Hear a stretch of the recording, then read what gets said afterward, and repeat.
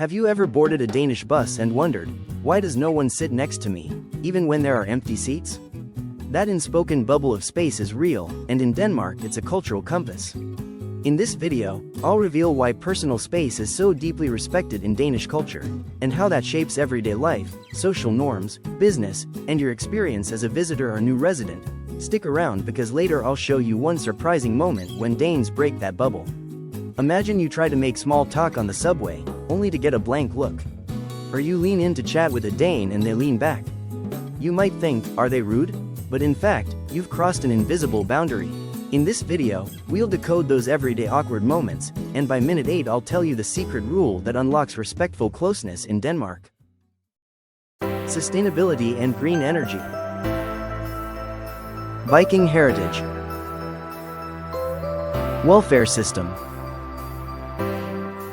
New Nordic food.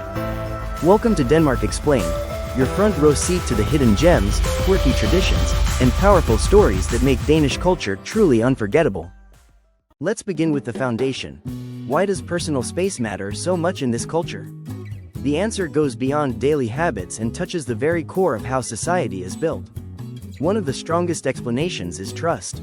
Studies show that around 3 out of 4 people here believe most others can be trusted. That is one of the highest levels in the world. Think about that for a moment. When you already trust strangers to do the right thing, you don't need to constantly watch over them or intrude into their space.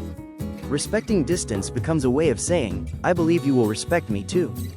But trust is only part of the story. This is also a very individualistic society. People are raised with the idea that everyone has the right to their own private life, their own choices, and their own personal boundaries. That sense of autonomy is reflected in daily life. People don't usually talk loudly on the bus, they keep a natural gap in line at the supermarket, and they avoid small talk with strangers. At first, it can look like distance or even coldness, but stay with me, because later we'll see how this changes in closer circles. Another key value is modesty. Here, there's a strong belief in equality and not standing out too much. That same thinking shapes how people interact physically. Getting too close too quickly can feel like trying to claim special attention. By holding back, people signal that they see you as an equal. And let's not forget conflict avoidance. Rather than correcting you directly or telling you that you're too close, many people simply lean back or create a bit of space. It's subtle, but it keeps the atmosphere peaceful. I'll show you an example of this subtle signaling in later. A short story illustrates this well. A traveler once shared that on a nearly empty bus, no one sat next to him even though there were plenty of seats. At first, he felt rejected. Later, he realized it wasn't personal at all, it was simply cultural. People were giving him the same respect for space that they give each other. Here's something to keep in mind. This invisible bubble is not a barrier, it's a gesture of respect. Once you see it that way, you stop feeling shut out and start feeling trusted. And the best part? When the bubble opens, it means you've been truly welcomed. In the next part, we'll dive into how to read these signals in real life, and what happens when you step too close.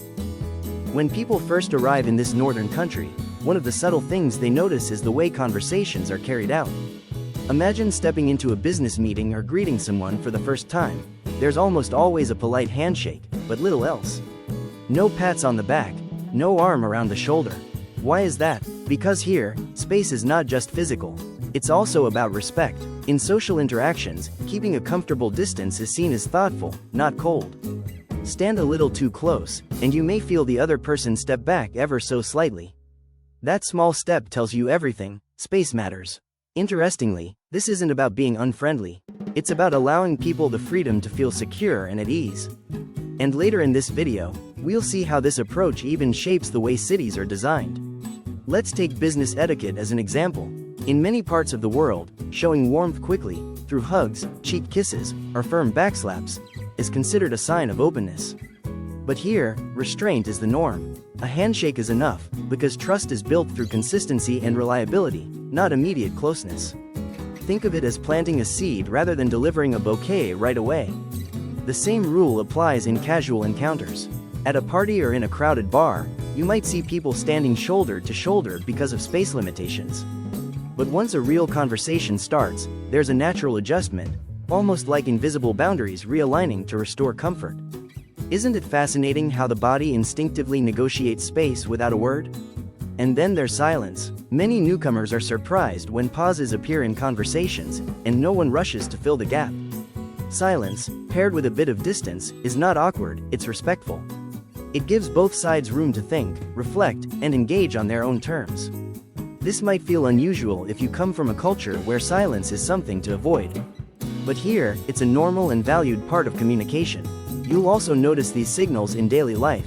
On public transport, most people avoid sitting right next to a stranger if there's an empty seat available. In a queue, there's always a gap left between people, almost like an unspoken agreement. And when someone becomes quieter, avoids eye contact, or steps back, those are cues that space is being requested. What's remarkable is how these cues are respected without conflict or embarrassment. Later, we'll explore how these habits extend beyond personal interactions and influence public spaces, workplaces, and even architecture. But for now, ask yourself, if you had to choose, would you feel more comfortable in a culture where closeness is expected immediately, or in one where distance signals respect? In Denmark, people generally keep a lot of personal space in public, respecting distance as a sign of trust and politeness. At the same time, in private settings with family, close friends, or during cozy gatherings, that distance naturally decreases, allowing for warmth and intimacy. So here's something to think about. If you had to choose, would you feel more comfortable in a culture where? Option A. People are friendly and welcoming immediately, but closeness may feel shallow, or? Option B. People maintain distance at first, but once you're welcomed, the connection is deep and lasting?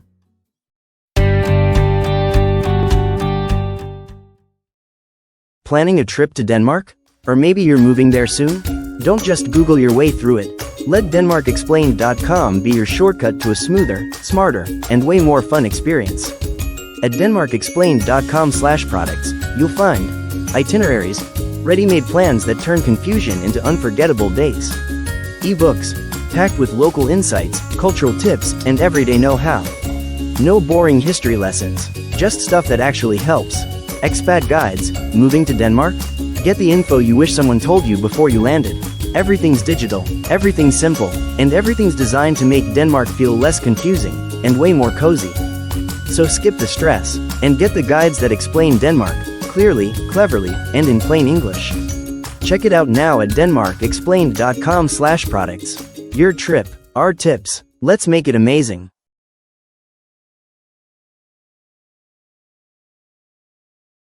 If you're enjoying this, hit the like button, subscribe to the channel, and share this video. And I'd love to hear from you. Have you ever felt someone crossed your personal boundary unawares? Drop a quick comment below how it felt, I'll read them. Now, onward. There's a fascinating twist in this story about personal space. While distance is respected in public, that same culture also knows how to create deep closeness in private. It almost feels like two sides of the same coin. On one side, boundaries are carefully protected. On the other, once you're invited inside someone's circle, warmth and intimacy flow naturally. Think about it. Many families make it a priority to gather regularly for dinners, no matter how busy life gets. These meals aren't just about food, they're about building closeness. In fact, surveys show that the majority of households meet for weekly family dinners. That's a lot of shared conversations, laughter, and bonding. Doesn't it make you wonder how a society that values personal distance in public ends up being so close-knit in private? And it isn't just families. In workplaces, people often discover that colleagues become true friends. Studies reveal that those who socialize at work feel significantly more connected than those who don't. So even though a handshake may be all you get on day one, over time, relationships strengthen, and barriers soften. Later, we'll explore how trust plays a role in this transformation. Another layer of this closeness comes with the seasons. During the darker months, people actively seek comfort, intimacy, and coziness. Surveys show that more than half of the population lean into these practices more strongly in winter. You can picture it: a warm room, candlelight, friends gathered, and plenty of laughter. It's an environment where personal space gives way to shared space, but always under consent and comfort.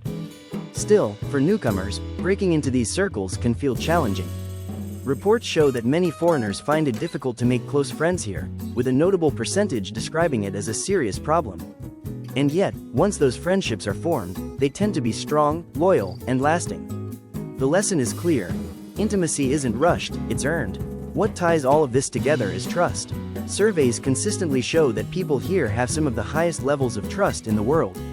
They trust their neighbors, they trust their coworkers, and they even trust strangers more than most societies do. That trust lays the foundation for closeness, because when you believe others are reliable and respectful, you're willing to let them in. So here's something to think about. Would you prefer a culture where friendships happen quickly but may remain shallow, or one where it takes longer, but once you're inside the circle, the connection lasts for years? What happens when personal space collides with moments of crisis or trust? In everyday life, keeping distance is the rule, but when challenges arise, whether it's a political issue, a sudden event, or even just a heated discussion, those invisible boundaries can suddenly shift. Trust becomes the glue that either keeps people apart or brings them closer. Surveys show that roughly 3 out of 4 people here believe most people can be trusted. That's one of the highest levels in the world. Think about that for a moment. In many countries, people assume strangers might take advantage of them. Here, the opposite is the default. Isn't it interesting how that mindset influences how close or distant people allow others to come? But trust doesn't flow equally in every direction. When asked about confidence in national government, less than half said they had strong trust. That number has even dropped in recent years. Contrast that with trust in the courts and the police, where more than 2/3 of people say they feel secure. So while institutions don't always inspire confidence, the sense of fairness and safety in the legal system does. This creates a balance. People may step back from politicians but lean closer to law enforcement and everyday citizens. The picture gets even more complex when you break it down by gender. Just over half of men express trust in government, compared to only about 1/3 of women. That gap matters because it shows that even in a high-trust culture, not everyone experiences institutions in the same way. And when trust drops, people often pull back, creating more distance in their engagement with public life. What's striking is how resilient interpersonal trust is. For nearly 2 decades, surveys have shown that over 70% of people consistently believe others are trustworthy. Even during global financial downturns or health crises, when faith in institutions wavered, the belief in fellow citizens held strong. In practical terms, that means neighbors still helped each other, colleagues still leaned on one another, and social circles remained supportive. Personal space might be respected on the surface, but in critical moments, closeness emerges when it's most needed. It's worth asking yourself, would you feel more secure in a society where you can't rely on strangers, but institutions are strong, or in one where even if the government stumbles, ordinary people still trust and support each other? This relationship between distance and trust is a key reason why social life feels stable here. People don't rush into each other's lives, but when the bubble breaks, through crisis, friendship, or shared responsibility, the bonds are surprisingly strong. And in the next chapter, we'll look at how this combination of space and trust shapes the way communities and cities are designed for the future. Thanks for watching. I hope this gives you a deeper lens with which to understand everyday interactions in Denmark. That what may feel distant is often respectful, and that closeness is earned, not assumed. In the next video, I'll compare Danish social norms like personal space, small talk, and directness to other countries. So click on the playlist to your right to keep exploring. See you in the next one.